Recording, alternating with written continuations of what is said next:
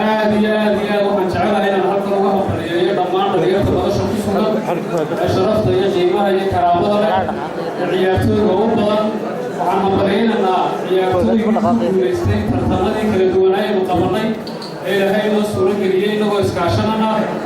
كوارد الدولة الوصية كل ستة كوارد كبدا عكتة رمضان وحملة لا ينبليو وحنا الرحمة وحنا الرحمة كل ستة كوارد كبدا خارجا يجنا نبليو ولا نهي سيدا وكله لحدينا ترتل في صدق هي كفر كاليين كتر تبين جوارد كل ستة وجاملة يقولين يبتري يجنا وحنا ينبليو إنما ترتل كقيم قليل سوري قليل كوليستان يوم كوليستان شرف قيمة لا ترتل كوه قيم قليل آدي طبيعي روح طبيعي أنا كنتي ترتنا طبيعي كوليستان دوران وعن جعلها كنتي هذا الكو وين صوبه بدورنا ضد شرف له أو قيمة له أو مسؤولين ولا وسيرة أي عاون اللي لو تشوي بام جعلها إلى الوسع بطلنا صوبها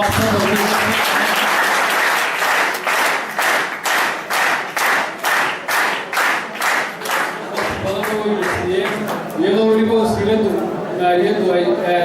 safar dheer madaxweynaha ku soo wehelinaysa haddana qiimeyn iyo ixtiraam ay idin hayso ayaanay dhasanay xafladan inagala soo qayb gashay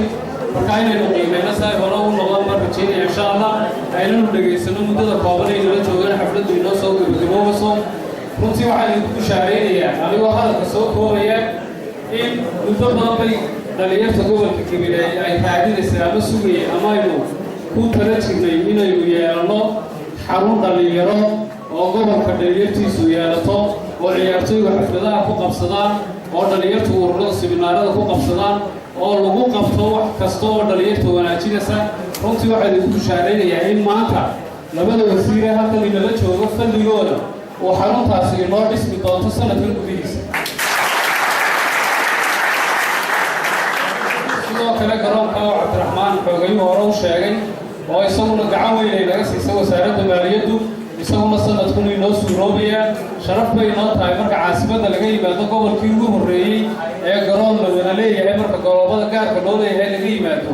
garoon public oo la wada leeyahay oo xoog leh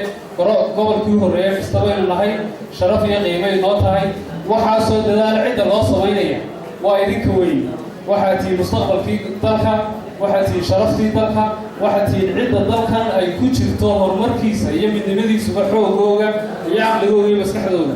waxa weeye ma ismalihin waxbaad qabateen runtii mas-uuliyadna saaran unbaa gudanay ilaahay subxaana watacaala 5 tartan ayuu noo suuro geliyey muddadaan joogay xilka aniga iyo dowladda hoose iyo golaha iyaga deegaanka oo iskaashadana sababta waxaasoo dadaala laydin gelinaya waxa weeye in laydin dhiirigeliyo in garabkiina la istaago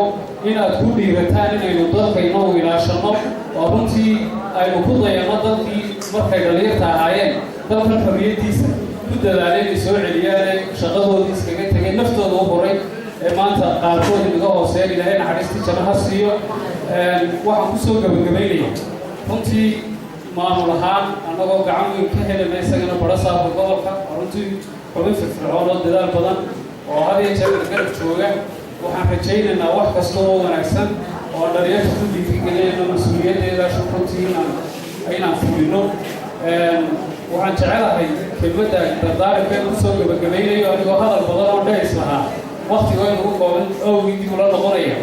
keliya inay noqoto inaan ka dardaaro aafooyinka dhalinyarta runtii maanta saamaynta badan ku haya walaaga tahriirka marka laga yimaado arrinta ugu badan ee maanta dhalinyar saamaynta ku leh waa qabyaaladda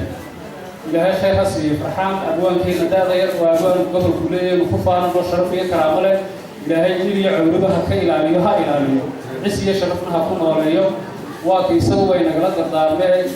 tii xawsan leeyahay iyo hadaladii abwaankii weynaaye timacday noo soo qaaday sidoo kale gaari wuxuu leeyahay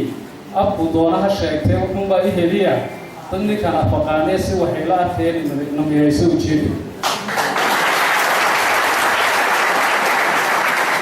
ilaahay haybad iyo xikmad siiyay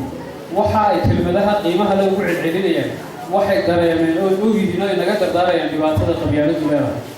walaal waxa weeye aad iyo aad waxay ku dadaalaya idinku dardaaraya qabyaaladda iska ilaalino oo mabda iyo aragti aynu dadka ku qiimayno